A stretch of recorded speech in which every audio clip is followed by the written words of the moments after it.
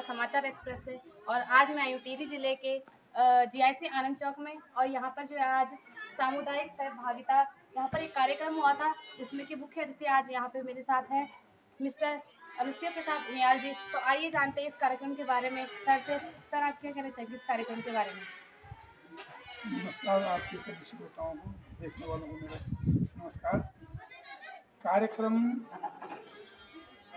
ये मेरे मन में भी था, किंतु पिछली बार यहाँ बैठक हुई विज्ञान प्रतियोगिता, तो उसमें हमारे विधायक जी आए हमारे, तो उन्होंने एक पहल करी है कि जो यहाँ के स्थानीय लोग हैं जिन्होंने कुछ हटके कार्य किया है, तो उनसे बच्चों के लिए क्या प्रेरणा मिल सकती है, उनके जो बातें हैं वो साझा करने की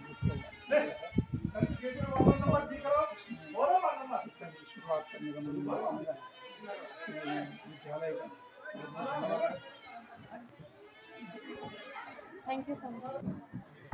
श्री कृष्ण कृष्ण सख विष्णु शिवाय निद्रुग राजन्य वंशधानान्नपवर्गवीर्यः गोविंद गोद्विज सुरार्ति हरावतार योगेश्वर अखिल गुरु भगवन् नमस्ते।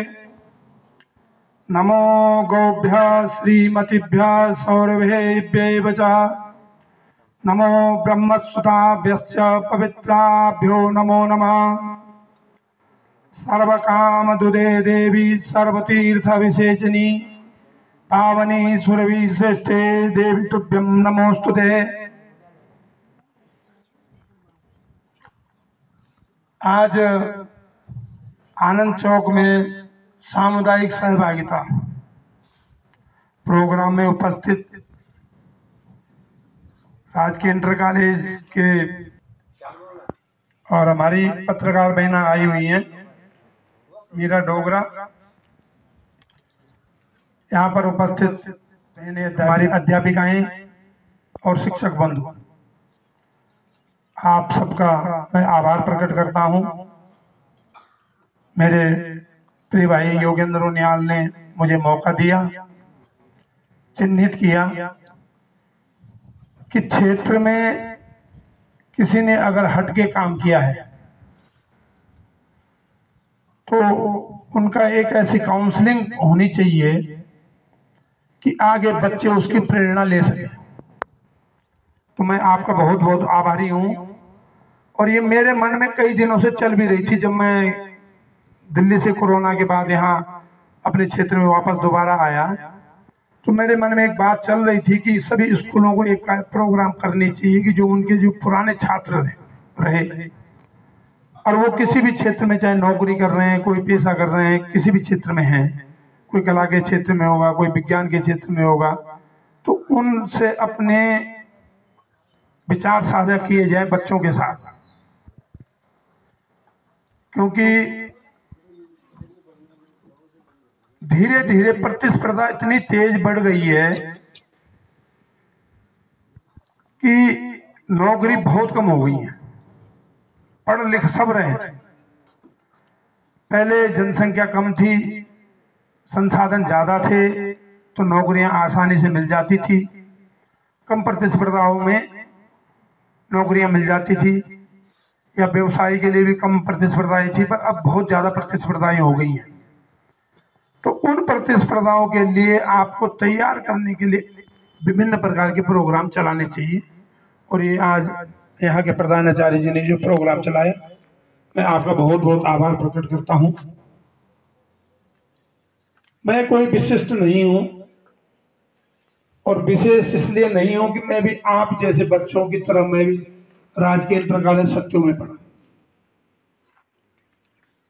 और लगभग कद्दू खाल से 8 किलोमीटर पैदल हम स्कूल आते थे। मेरे गांव के बच्चे 6ठी क्लास से सत्यों में आए, पर मैं 4थी क्लास से ही सत्यों में बेसिक में आ गया था, क्योंकि मेरे ताऊ जी वहां पे बेसिक के शिक्षक थे। तो एक ताऊ जी हमारे शिक्षा के क्षेत्र में उच्च कोटि के शिक्षक माने जाते थे उस समय, कि जो सोहनलाल जी की क्लास से पास हो गया वो जीवन की क्लास में पास हो गया, और जो सोहनलाल जी की क्लास में फेल हो गया वो जीवन की क्लास में फेल। ये मानक होते थे उसमें। और मैं आशा करता हूं कि मेरे भाई योगेंद्र नारायण यहाँ पढ़ा रहे हैं, तो जो इनके हाथ से पास होके निकल जाए वो अपने जीवन में हर जगह पास निकले, ये मैं आशा करता हूं। और जब हम मिलते भी हैं तो हम इस बात की चर्चा करते हैं, हमारी और चर्चाएं कम होती हैं और शिक्षा की चर्चाएं ज्यादा होती हैं